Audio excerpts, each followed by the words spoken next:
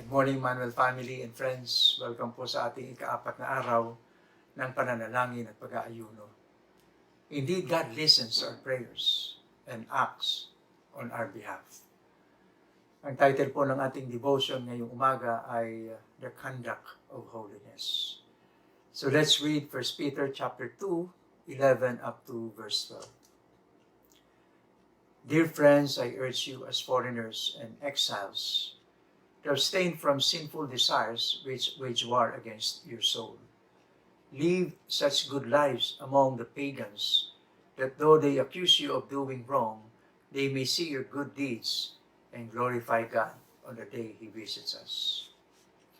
The identity that the Apostle Peter describes for us is valuable. In 1 Peter chapter 2, verse 11, Peter calling the Christians that he is writing to as foreigners and exiles. As foreigners and exiles, we do not belong here. We are strangers.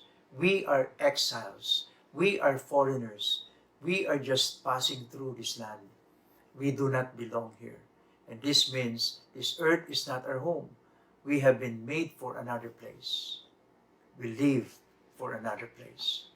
Our identity as foreigners and exiles urge us to abstain from the sinful desires that wage war against our souls.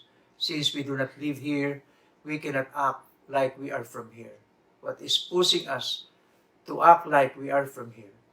This physical body with its passions and desires. We must battle the fleshly desires. The world will speak against us for standing for Christ. Keep your conduct honorable, so that when people speak against you, evildoers, they may see the good deeds and glorify God. As we strive to live holy conduct, we do not live for this world. We are living for the world to come.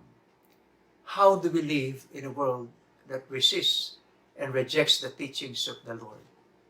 How do we maintain our faith and live with courage in a world that wants nothing to do with God? First, remember that we do not belong here. Every day, we need to remind ourselves that this world is not our home. We are strangers that are passing through. Our hope is not here. We are living for the world to come. So we will abstain from our worldly and fleshly desires. Every day is a day closer to home. Second, live honorably before all people. Our conduct must draw people to God. Does your conduct draw people to God or away from God? Third, we were made for good works. Ephesians 2:10, for we are God's workmanship, created in Christ Jesus to do good works, which God prepared in advance for us to do. We need to remember that we were made for good works. Paul says that we were created in Christ Jesus for good works.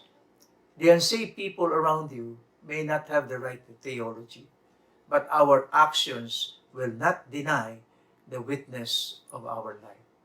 How has your conduct been a reflection of God's holiness to others around you? The only safe evidence that we are in Christ is a conduct of holy life. Magkita-kita po tayong muli bukas sa ika-5 yugto ng ating 7 days prayer and fasting. Keep safe and keep God. Emmanuel, we conquer by continuing. God bless.